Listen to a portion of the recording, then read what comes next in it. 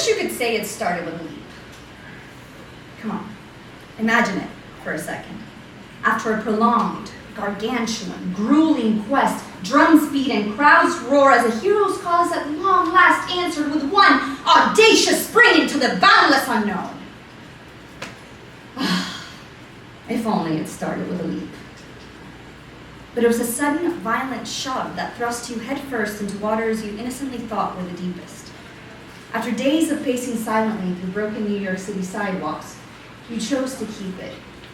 And though days later the pregnancy test came back negative, you swore someone inside you was listening.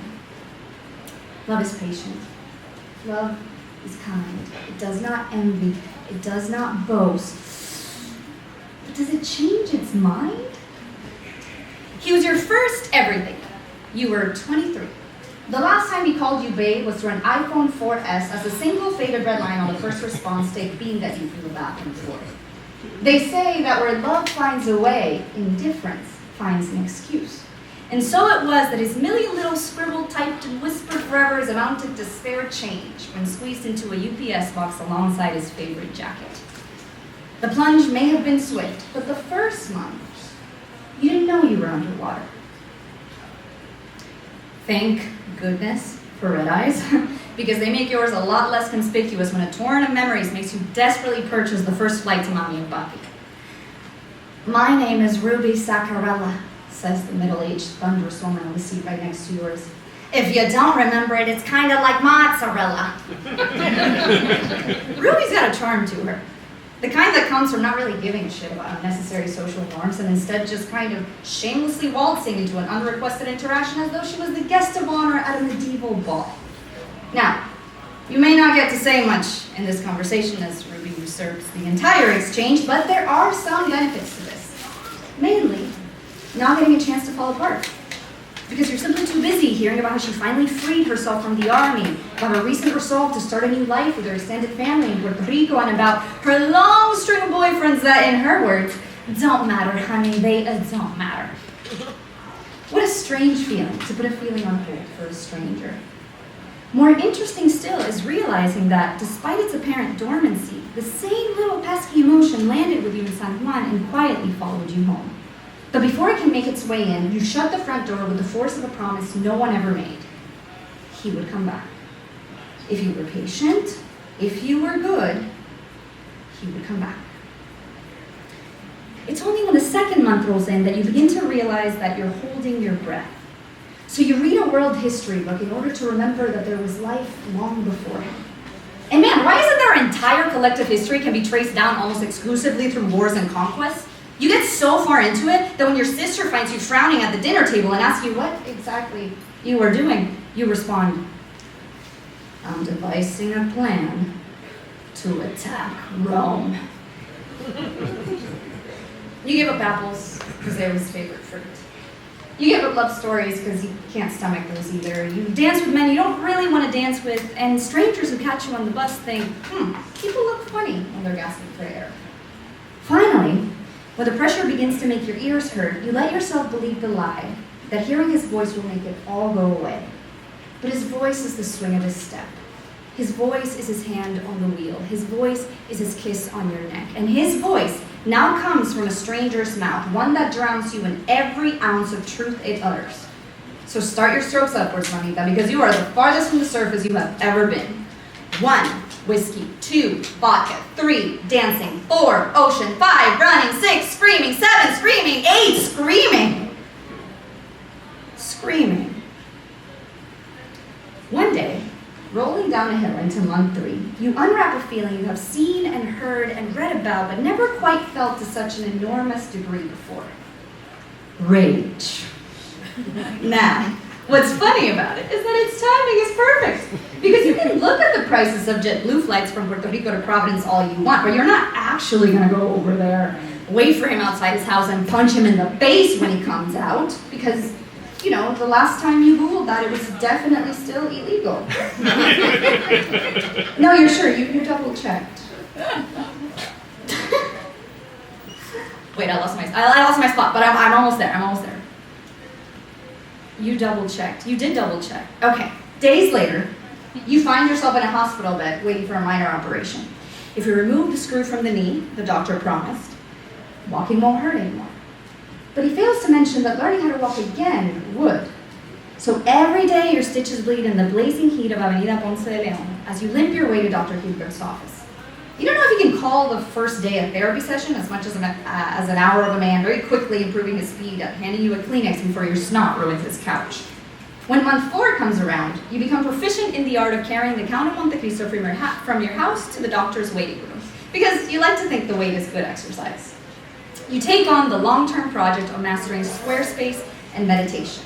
But after getting into the bad habit of using the meditative state to revisit his room, play with his guitar, and try to figure out if his eyes were blue or green with a hint of brown, you begin to suspect that swimming back up may be close to an impossible feat. Haven't you figured it out by now, Mamita? This is not about healing. You better learn how to walk around with a spear through you, because that is what awaits you in month 5.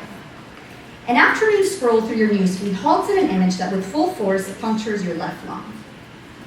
It's a wretched thing to see yourself sink at the sight of someone else's happiness. As his face beams next to hers, you put your arms down. Today, we let the water rush in. Today, we lose. But no day do we ever stop being our mother's daughter. Vuelve a la raíz, mi amor. And with that and a pat on the butt, Mommy puts you on the first flight to Dominican Republic. Here's the thing. There is one good thing, one bad thing, and one confusing thing about visiting your relatives right after your boyfriend's abandoned you for another woman. The good thing is that everyone praises you for the way you look, so that's wonderful, right? The bad thing is that they are praising you for losing weight. But the confusing thing is that while they praise you for losing weight, in that same breath, they tell you that you're too flaquita and double their efforts to force feed you guandules. Listen, when you figure that one out, let me know. You roll your eyes a great deal, but you're ultimately grateful for all the care, so you let yourself drift in it a little. On Tia Marta's couch, you discover that you like Sylvia Plath because you now begin to understand her. You take a picture on the street where you taught yourself how to do a cartwheel when you were 6, and for the first time since your grandmother's death, you visit her grave and allow yourself to miss her more terribly than ever. But as the end of your trip approaches, it becomes clear that it's time to try for that surface again. So with a nudge to your adored cousin, one of the smartest people you know, you give that first stroke a shot with the question, Harry, do you believe in God? And he says, sometimes, sending you out of month 5. Right when the stasis begins to threaten with an implosion, you're surprised to realize that month 6 has found you with your affairs perfectly in order to give New York another chance. Hand pressed firmly to your side so as to prevent further inflow, you don't return to the city with a dream, but with the fear of sinking further. You find a sublet with 7 musicians who play Billie Holiday in the living room and teach you how to cook a killer omelet. You audition for films that shoot in Serbia and make friends with people who know nothing of him. This is where you begin to feel 23 again, and where you first open dating apps. On a weekend afternoon in Madison Square Park, a young man moves a curl from out of your face. But it's hard to feel a kiss underwater. When, in month 7, the texts simply fade, you understand. What you can't accept is the percussion and the brass. As his graduation tumbles in, Facebook becomes a minefield. No spontaneous kisses with strangers in the middle of the night. No run-intos with celebrities in Washington Square Park. No sunsets dancing on the street with a new crowd can stop you from knowing that somewhere on a lantern-filled dance floor in Providence, he celebrates the day you've both been waiting for with someone else. And to the rhythm of that music, your massive ocean now beats fiercely into your right lung.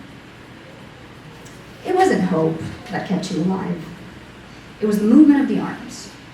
2, 4, 6, and come month 8, you are growing, you are healing, or so they say.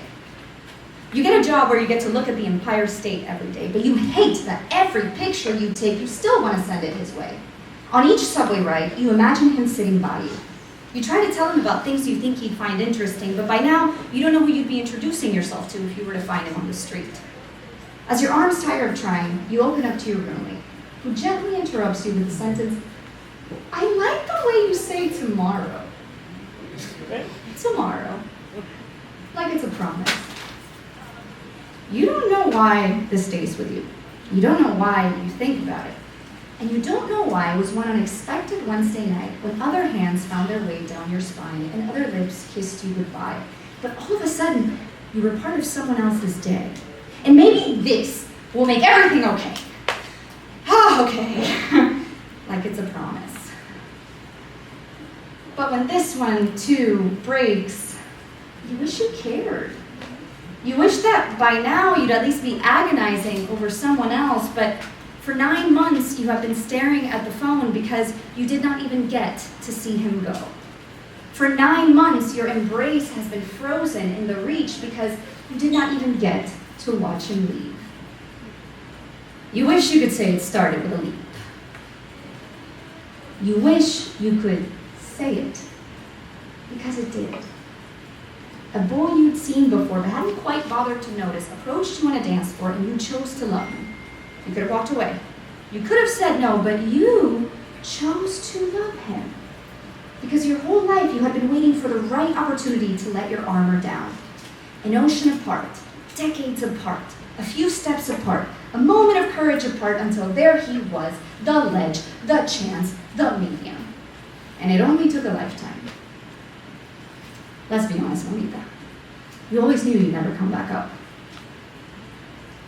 As the surface recedes from your plane of sight and the water rushes in from the left and the right, you're taken back to a Providence bus stop in late October. To two people embracing under one coat and a kiss you desperately tried to but can't remember because you didn't register it as the last.